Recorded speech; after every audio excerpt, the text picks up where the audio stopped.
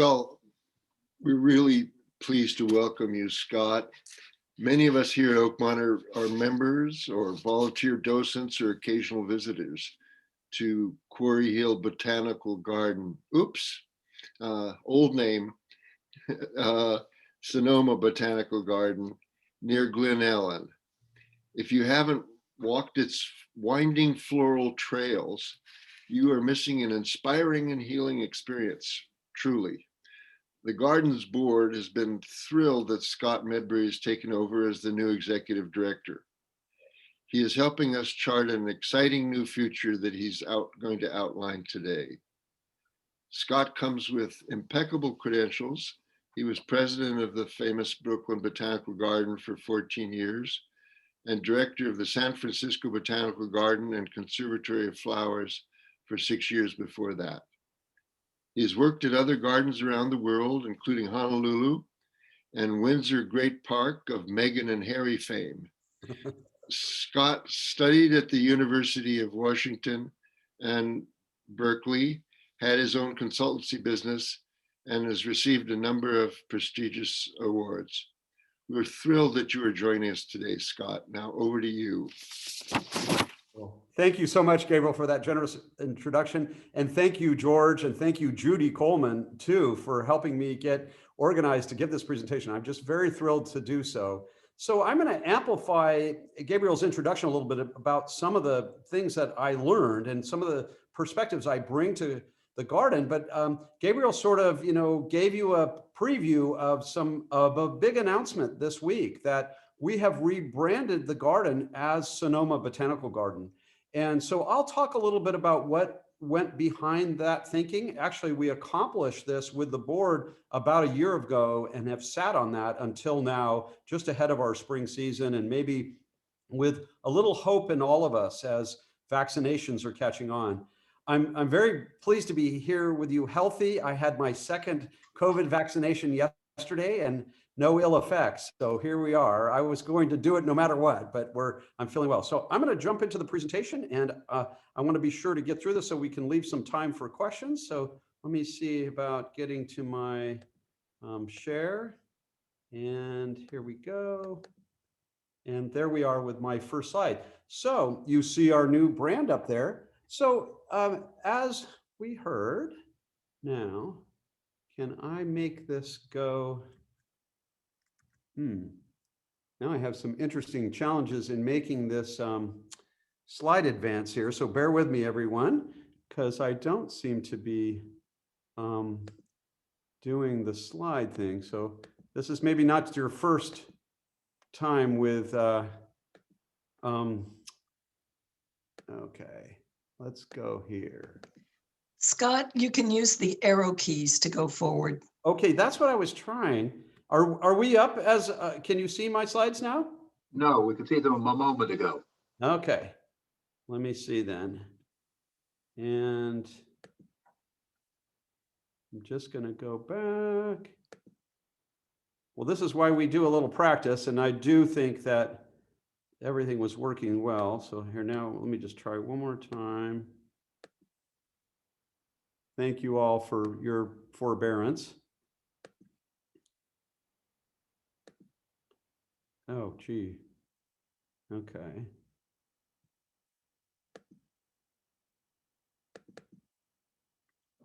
Okay, we're up. We're up. We're ready. For some reason now my Zoom, here's the Zoom. Okay.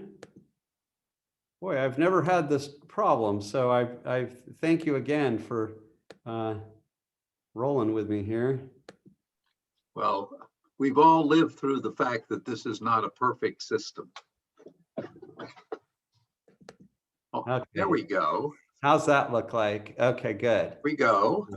Now, what I want it to do is go to the slideshow from the beginning. And let's see if that works. How's that? Now you see my first slide, and now you see my second slide? Not yet. There it is. Yes. Oh, good. Okay. Excellent. So I was going to give a little context for being in fabulous San Francisco's Golden Gate Park, 1,017 acres. In the lower part of the screen here is a portion of what was the Stribing Arboretum and Botanical Gardens when I was appointed director in 1999. And during my tenure, so I might be accused of a serial rebrander, we, together with the Stribing family, renamed that institution the San Francisco Botanical Garden. That said what it was and where it was in a way that everybody could understand and appreciate. It was interesting to be there in that time when we were in the vanguard in the renovations that occurred in the park. You see that the California Academy of Sciences is a big hole in the ground, and here is the DeYoung just coming back. But the first big project was actually the historic Conservatory of Flowers, erected in 1878 from a kit of parts that was much older than that, left to San Francisco. And so a windstorm in 1995 heavily damaged that building.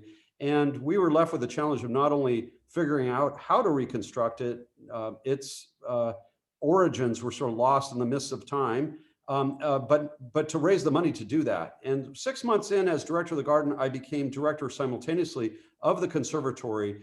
It had a lot of needs. You can see when you look closely just how rotten some of the redwood heartwood had been. Here we're lifting the 13-foot finial off the top, but it was a magnificent project. We got a lot of visibility in doing it. We filled it with wonder with a program of exhibitions that made the galleries quite distinctive from one another, and then open to the public to great acclaim, a big party, just fantastic attendance thereafter. And we're just also proud of this. That building I just love. You see the colored glass that makes it quite distinctive and plays this colored light around the interior. So from that job, I was invited to New York and became just the 6th leader in 110 years of the Brooklyn Botanic Garden.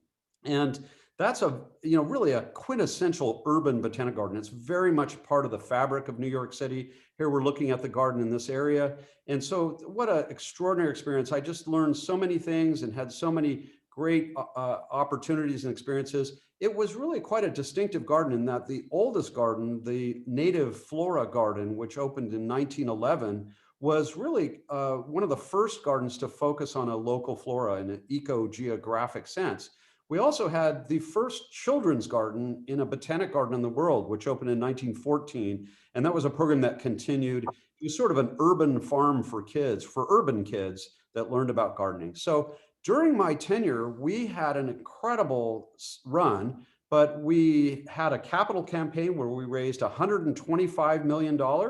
And I got into 10 years of construction that really reworked the garden and prepared it for its 2nd century of service in New York. And so all 3 of our public entrances were renovated. We built this fabulous new herb garden, this wonderful visitor center that won 20 awards. It really, we thought it was going to be good, but it turned out even better than that. And so that was just a wonderful experience to do that with this living roof and all. Right across the street, by the way, is a big New York City high school building where we founded an environmental science high school just across the street from the garden that was really part of it.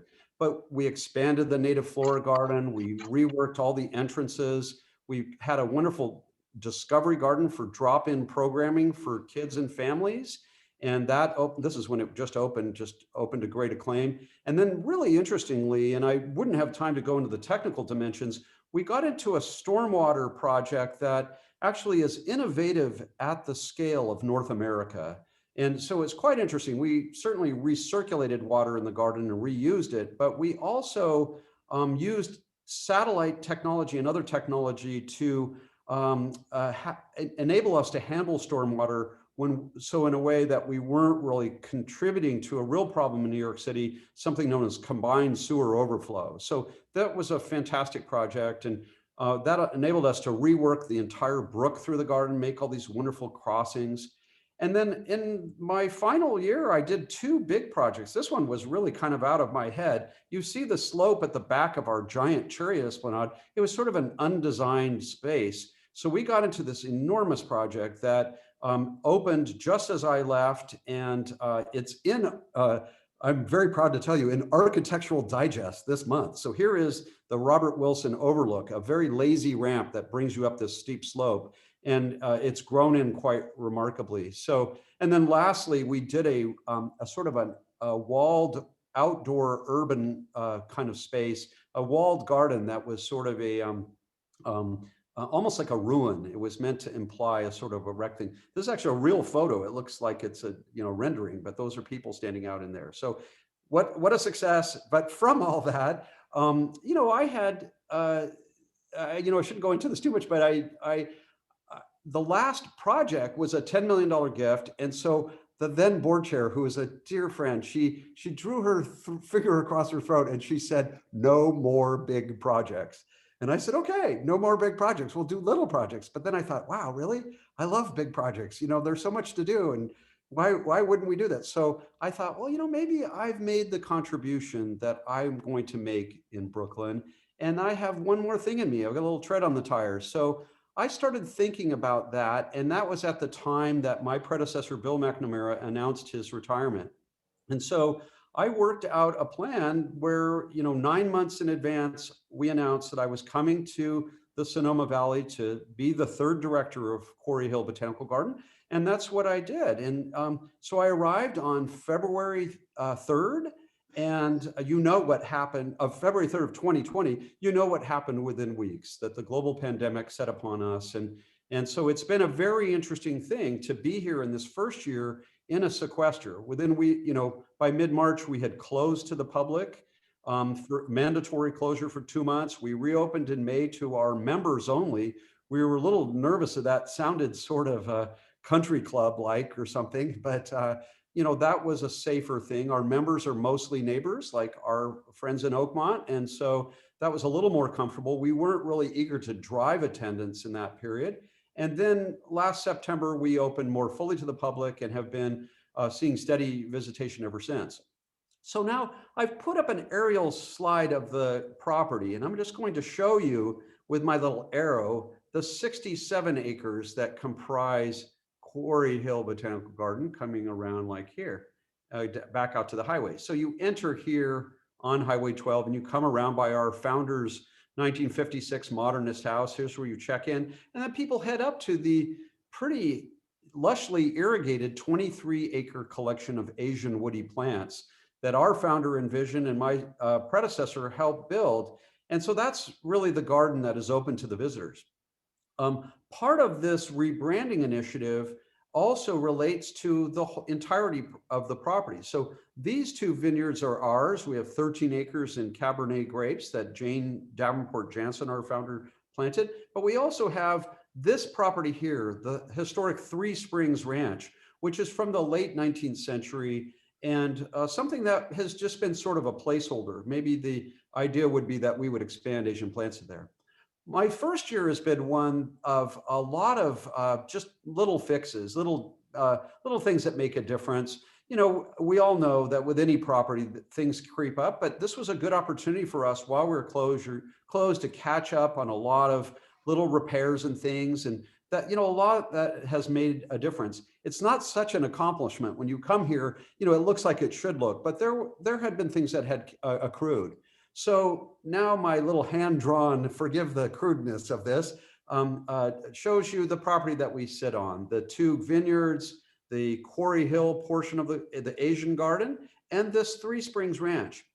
And so the other half of my big announcement is that we are actually enhancing our mission to interpret and cultivate the flora of not only Asia, and when I say Asia, probably East Asia, Pan-East Asia, but the flora of California too, as well.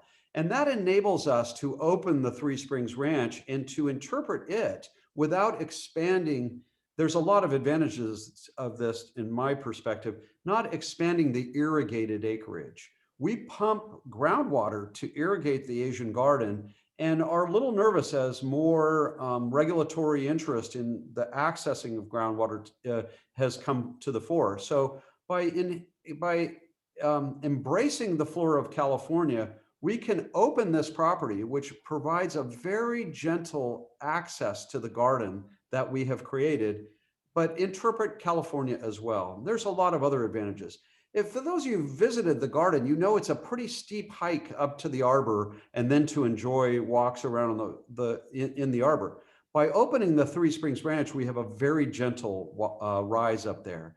The Three Springs Ranch is really quite interesting and quite old. It's been through a lot of fires, and there are very old houses on there, including this cottage, which is from 1904. I've done a lot of work on that. Actually, I rebuilt walls that were sort of crumbling and things like that. Jane Jansen won a Sonoma Historic Preservation Award for fixing up this 1904 cottage. It's in quite good condition. But there are other things, including this 1968 modernist ranch house where I have the honor of living. And so when you look at the Three Springs Ranch, I've sent this image to friends in New York, and I told them I'm living in the Montana of Sonoma, because it looks impossibly immersed in just kind of wild circumstance. And we know how it is backing up on the Miyakimas, but it is a beautiful property. They sited that house so beautifully. This is kind of when the sun comes up. This is what the light does at the end of the day, this time of year. So it's been a very interesting thing to look at how this property might enhance what we're doing. So there we are with our new sign and what that's doing for us. And gosh, I think I might have taken some images out. But with that, I want to now kind of go back and frame this a little bit. I have promised that I'm not going to go on because you all may have questions and things, but let me just talk just a little bit more about what this name change and what this mission enhancement might do for us. So we're very eager to connect with our community in more effective and sort of resilient ways. And I think the name is really going to help us. A lot of people are attached to the name Quarryhill, and we intend to retain that in connection to the Asian garden, at least initially on a primary loop that takes you around in the garden. But for many people that they couldn't quite get that name, or they didn't retain it in a way that, you know, the fabulous name Sonoma, that of our county, will really maybe resonate. If you visited the Sonoma Botanical Garden, you might more easily suggest to your friends they too might take a visit. The California part just has lots of interest. You know, we're in a very dry Mediterranean climate in an era where wildfire is very much on all of our minds, and a changing climate. And so also being able to talk about water conservation, it will really enable us. And the one thing that I sort of have toyed with is that by becoming interested, for example, in the endangered flora of East Asia, that might lead you to kind of broader understanding of global plant conservation challenges, and ultimately to local action, where we're focused. Even in Sonoma County, we have a lot of rare and endangered California native plants. And I say, and vice versa, that by taking an interest in California native plants and in caring about local conservation issues, you might broaden your perspective globally and understanding that other floras around the world are equally threatened, including that of Asia. The last thing I would say, and then I'm just very eager to, you know, answer questions. I promised I wouldn't go too long. I'm hoping that what this little introduction might inspire you to do is to come for a visit. And we would really love to see you. We're open and we're welcoming. And maybe on the other side of the pandemic, we could work out something where we could do something as a group. We're not yet gathering in groups. That health order is still in place. But you know, I had this idea about embracing the California portion of our property and interpreting the plants in there. The Three Springs Ranch has fabulously beautiful oak savannas, like you do in Oakmont, as well as chaparral plant communities. And as I've said, it gives you a gentle, you know, kind of access to the garden that is. And so I Googled the word Cal Asia, and I will tell you, it's a restaurant in Los Angeles. And so, you know, I was thinking, well, and my partner actually said he'd been to that restaurant, that he thought it was quite of a wonderful restaurant. But I'm thinking that this idea of both local and global can really be helpful to us. And so I've been using the word glocal is my sort of hybrid portmanteau of global and local. So with that, I will stop talking and welcome any questions. And George, you're going to facilitate those? I will, but having the privilege of the moderator, I get the first question. Oh, this is good. Yeah. Scott, when I think about the California natural environment, I find myself having to deal with the combination of the oak woodlands Yes. with the fact that if you leave an oak woodland alone long enough, it will become a pine forest. Right. Okay, so how do you wrestle with where you're going to set this up? You know, the pine forest, you know, it depends on where you are, because a lot of oak savannas in California, because of soil type or perhaps because of human practices, as we know, Native Americans burn to create better sort of hunting grounds and things. There are prescribed burning techniques and other things that keep oak savannas open and not being invaded. Not all parts of the oak savannas are in the natural range of pines. Ours is in the Miacamas, just back of us. That's a knob cone pine, if you know that, Pinus attenuata, that grew here. But I don't think it was everywhere. So it may be more soil, you know, dependent. Interestingly, Pinus attenuata is a fire dependent species to regenerate. It must burn to open the cones and drop the seeds. So anyway, I do think that there are management techniques that can keep oak savannas open and not invaded. We're already sort of thinning a little bit. What you want in that condition is a, what do they say, sort of a multiple aged stand of trees. You don't want all your oaks to be really old. You want some old ones, you want some middle-aged ones, and you want some young ones. So I think human hands and horticulture is really what a botanical garden is about. Will be useful in managing those things. I hope I've answered that question. You have. Okay, we have a question on, have you planned any architectural move within the garden? Not at present, you know, so, you know, you look at me having done all those big things. I think that open space is so precious. We have 15 structures on the larger property. And so architectural in the sense of being a good steward of these buildings has very much interested me. And not to put too fine a point on this, but Gabriel, who's a trustee of the garden, will tell you I've done a lot to work on these buildings. Our 1956 modernist ranch house, that was our founder's country house. The 1968 house. By the way, I have renamed all these buildings for the year in which they were built, which is a very fine California ranch tradition. So, but I don't think that our future is really in structures. It's more in getting outside and connecting with plants. But I think we should maintain well what we have. Okay. You're next to, or virtually next door to Bouverie. Do you have any particular relationship with them?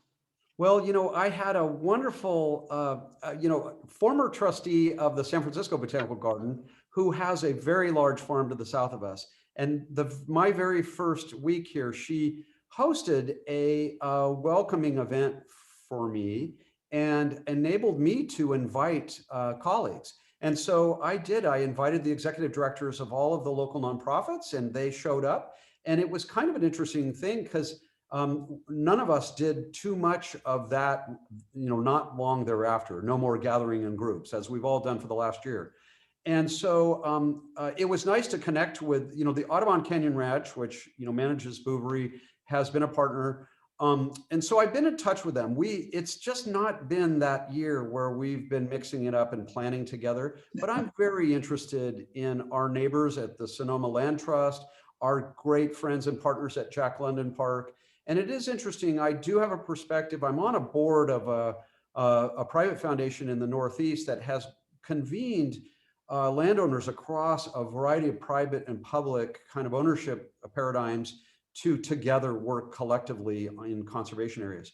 I'll just say one last thing, and we chatted about this a bit in the beginning, but I've become friendly with the adult kids of some of the owners of these properties. But, you know, they all knew each other back in the day. So David Bouverie and the Cochran family that had Glen Oaks Ranch, and the Hutton family that had the Three Springs Ranch, and Jane Jansen here, all of them knew each other, you know, liked each other, and they had a common goal to keep these properties in open space. And what's so remarkable is that's what's happened, that all four of these large ranches are in protection. So I think we have a shared DNA in some sense. We have slightly different missions. You know, Bouverie is more in an ecological preserve sense. We have a lot we could learn from them, but I think we complement one another quite beautifully.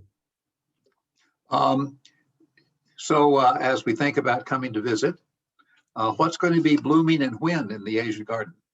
Well, there's a lot out right now, and it's hard to predict depending on how quickly it warms, right? But this cool weather and wet, it's gorgeous right now. It's the typical sequence, but we have a lot of wild collected magnolia species, one of our signature dimensions. Those are so impossibly beautiful.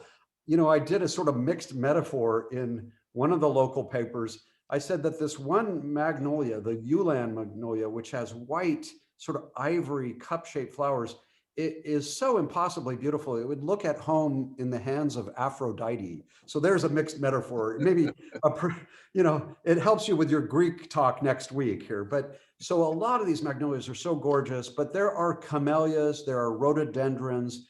There's a lot of interest right now. Everything is kind of pushing. So you see all this fresh new growth. It's marvelous. Have you given thought to hosting social events? That is, where a group could actually come in and ask for an event? And we're very interested in that. And that's sort of work for us on the other side of the pandemic. Of course, we couldn't accomplish that now. And I think that's a sensitive area. But at whatever scale here, it would be a lot smaller if we were allowed to do that. I think it would be more intimate. I have made sort of a bad joke about that. I don't see us in the wedding business that the wineries are in the big way. And people do very big, large weddings, and we probably couldn't compete in that arena. We just don't have the space. But here's the bad joke. Not first weddings, second weddings, and third weddings, which are generally smaller, but people are older and have more money and are willing to spend a little bit more. I think it'd be nice to share this beautiful place with our community on that special day in their lives.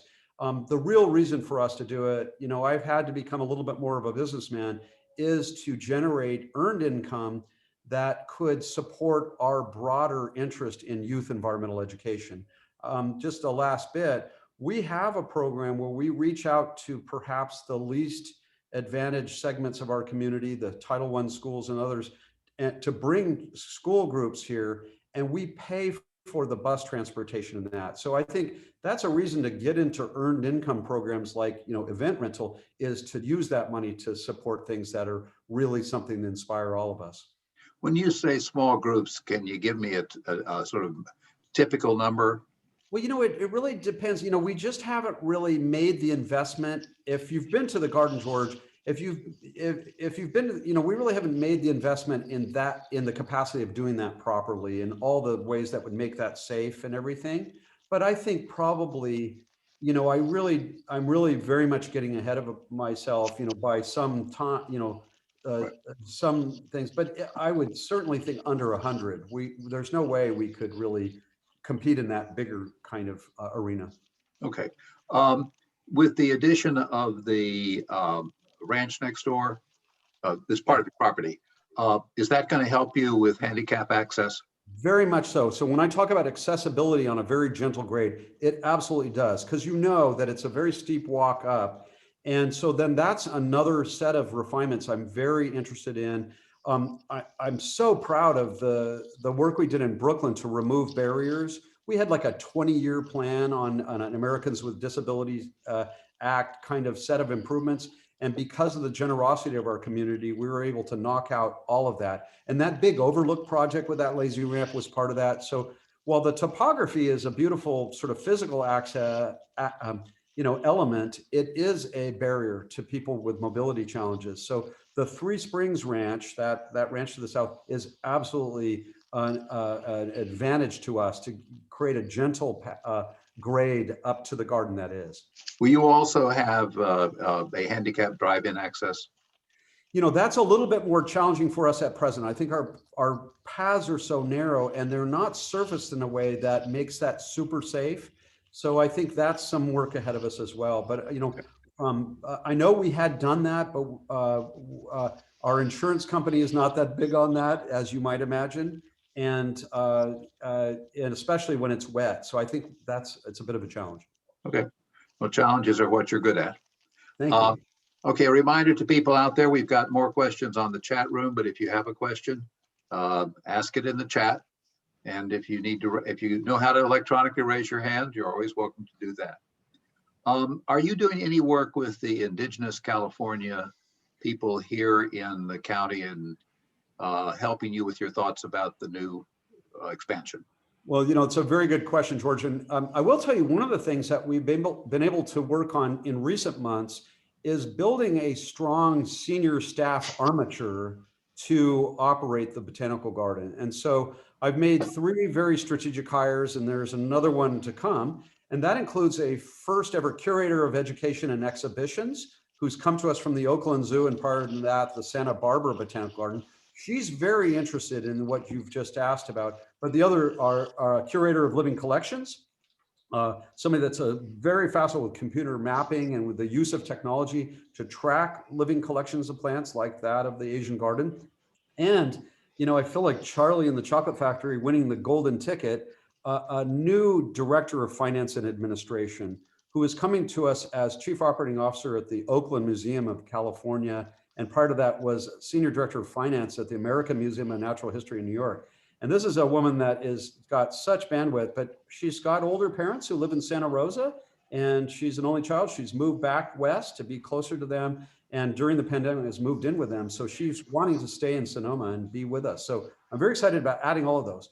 To your question about engaging Indigenous people, we have identified a partner in that regard. We would like to do, as many cultural institutions are doing today, a land acknowledgement where we're recognizing who was here before European settlement, but moreover to engage Native American partners in those sort of ecological practices, because there's a lot of really good Indigenous knowledge, especially around things like prescribed burns. So it's a very good question and something we're very interested in doing. I think it's our responsibility to do.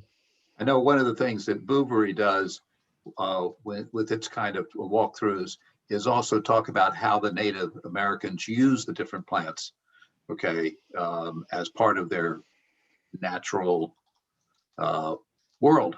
Yeah. We hear about sudden oak death. Is that something we should worry about, and do you worry about it? We absolutely do. And, that's one of several, plant diseases that are affecting both the native California flora as well as introduced plants. So the changing climate suggests that, among other things, that we're going to see a proliferation of new plant pests and diseases, that some of the plants that were sort of mainstays may not be so. Sudden oak death is something that it's maybe more of a coastal environmental concern, but it is here. So one of the things that we would not be keen to do is to bring onto this property, wood or wood chip from other properties. That's one way you vector it around. Sudden oak death has a complex life cycle. It has a period where it lives on other plants. So it is something we're concerned about. More problematic for us actually is armillaria, which is oak wilt fungus. That is present here, but there are other plant diseases. So we're going to learn a lot going forward. And it may be that the plants that we've relied on both in native plant cultivation and others are not going to be so such anchors for ecosystems in a changed climate, I think. Okay. Have you done anything in terms of what I would call a Zoom kind of curated walkthrough? Not yet. A little bit with, we've just begun to engage our volunteers again, the garden guides, in this way. And we can now gather, no more than 12 people that aren't domiciled together. This is the health order. We're going to do some kind of small groups, but it is interesting. We're a very tiny team. We're all of 8 people on the staff. So we've had a lot of other things to focus on. As we are able to, fill out these new positions, I did sort of a staff restructuring. I think there's an opportunity for us to do a lot of that. We just haven't had the luxury of kind of a strong armature to begin with to carry that forward. But it would be so fun. We've bought this. Now I don't know if I can tell you the name of this thing, but something we can mount on equipment and do sort of tours of the garden that keep the camera stable. Mm-hmm. And somebody know what that is called? A gimbal is what it is. We've bought this gimbal. So, and we do have some drone capability. So I think we could do a lot of fun things, especially in introducing the Three Springs Ranch, which I've shown you from just a few still shots. Most people have not been on that property and understand how wonderful it is. It's very special. A lot of Oakmont residents have been volunteers over at Medbury. Do you have an active volunteer program? We do. No, well, active is an interesting question. Not in the last year. We did, and in a couple of contexts. So we're very eager to, resume that and rebuild that. I think one of the ways we're doing, we're reaching out to our current garden guides and asking them to join us as we go into the spring season as sort of garden hosts and help us orient people and that sort of thing. We're a little nervous that we're not really set up for peak visitation, for hundreds of people to be here at once. Our paths are very narrow and still, we are requiring everyone to be masked and distanced. So, but we're, on the other side of the pandemic, the sky's the limit on all of that stuff. And it is interesting that using the way the Native Americans used plants as part of the curriculum at Bouverie, that's very standard in California and the West. The thing that was really surprising, it wasn't so in New York. We didn't do that at Brooklyn Botanic Garden when I got there. Our native flora garden was not used in that way. And that's something that we got our arms around, because I think that's just appropriate. You start with how these intelligent people lived in this challenging climate and used plants to make that possible. Well, as you move to be more of the, to include the Sonoma plant world, Yeah. Okay. One of the other topics I've always found interesting has been how certain native plants got replaced by invasives like the grasses. Okay. Yes. Because that was what we Americans wanted in 1870, as opposed to what we might want in 2020. Right. Well, I actually know a fair bit about that. And let me just give you the capsule version of the response. It was less intentional than that. I heard described within 30 years of the Spanish coming to California and bringing cattle and horses, and with that bringing European annual grasses, the entire perennial bunch grasslands of California, which left spaces between these bunch grasses for wildflowers to turn it into the Wizard of Oz, in every spring, became completely flipped to European annual grasses. Something that was described to me as one of the great convulsions of the Earth's biota, that California as a whole shifted to that. And it wasn't intentional. It was just what happened when you brought these annual grass seeds came with the horses and cattle. So, but there are some techniques that can bring that back. It's very hard. In the native flora garden in San Francisco's Golden Gate Park, in the San Francisco Botanical Garden, we had a little patch of a perennial bunch grassland. And I described that as the most intensively cultivated by a long shot of any portion of 1,017 acre Golden Gate Park. It was tweezer work. You have to recognize these invasive plants when they're like that big and pull them out in order to create that perennial bunch grass thing. The sole exception to that is on soils derived from our state rock, serpentine. We all see that driving around that blue-green soil. That is not invaded with the European annual grasses, so it looks more like it did look. And that's why those serpentine grasslands are quite wonderful with wildflowers. In your Asian section, do you have a moss garden? Not really. And it's interesting. There's a part of the garden I think we could do that. I think our strategy was that this was sort of a wild garden. So we weren't really creating a set of cultural gardens per se, drawing from any particular Asian cultural tradition. And so a moss garden in that sense, and maybe in a Japanese context, is something that human beings have helped sort of pull in that direction. I think we can do enhancements like that while still keeping it sort of naturalistic, but not at present. We've been a pretty small team, and I think the first 30 years of our development has really been outplanting, the collections that we've made abroad. And now those plants are getting older. So we have a lot of opportunity to, especially the moss garden is a good idea, to enrich and enhance the understory and make more, charming and immersive experiences for visitors. Do you have any, well, I guess it's a two-part question. The question is, do you propagate and sell plants? And I guess I will ask that both about the Asian and the potential California.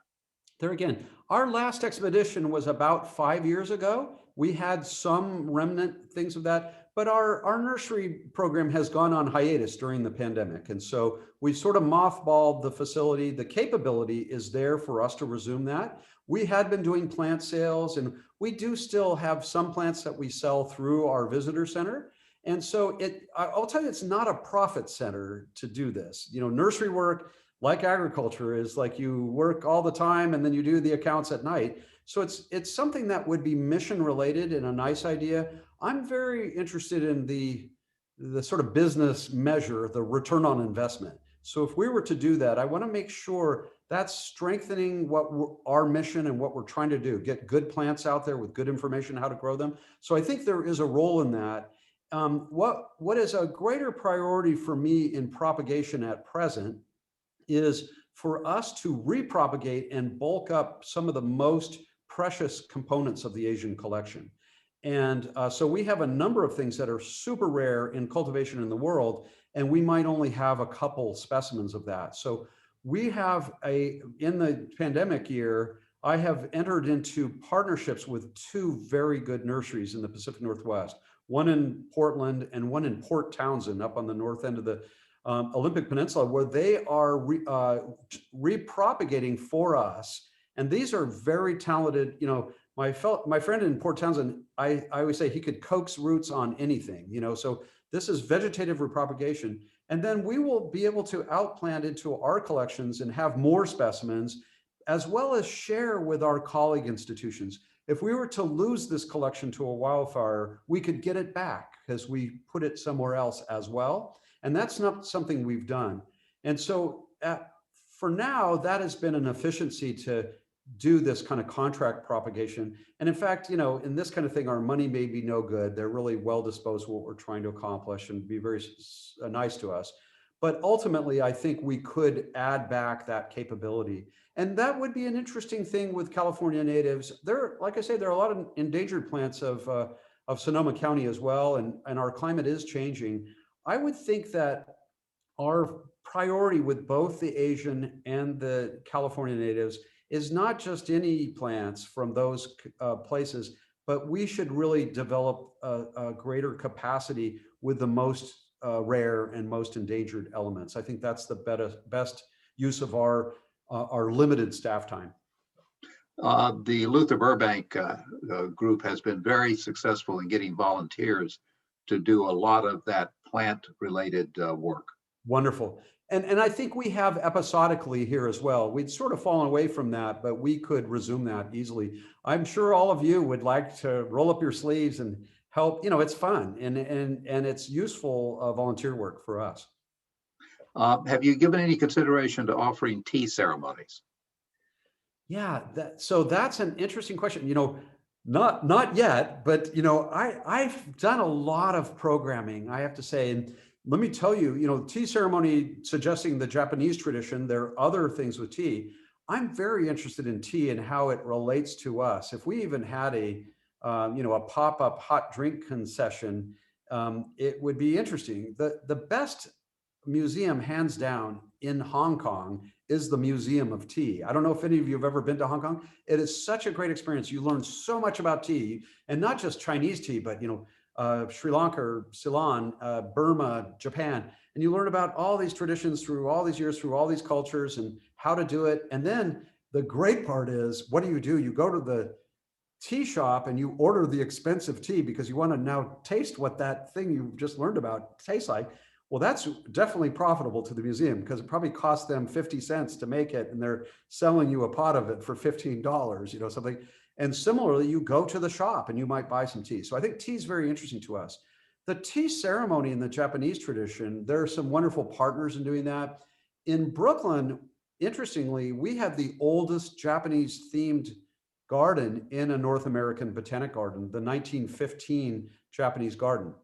That's a bit weasel worded because we know that the tea garden in San Francisco's Golden Gate Park is older, but it's not in a botanic garden there. So that's the weasel word. But nevertheless, we did that. We did a lot of that. And so I learned, I've been to Japan a few times. It's a very fine tradition. One thing that I did do in support of that, so I've learned this part, maybe this is a way to get into this. You don't just blow into the tea house as a, kind of a person in today's world with your city cares and woes. You are set by the tea master on this outdoor bench, covered bench called the machi, where you are supposed to chill it down and let the garden work on you and bring your blood pressure down. And then you're invited into the tea house and you're ready for it. So doing that here, there's, if we were to do that well, there's some ways we could start to prepare for that. And then there is the Urasenki Foundation and others that have really learned a lot, have helped spread that beautiful Japanese tradition in the Western world. And so I think those partnership opportunities are really very much opportunities for us on the other side of the pandemic. We're getting toward the end of the questions. Could you elaborate a little bit on how you do educational outreach with the local schools?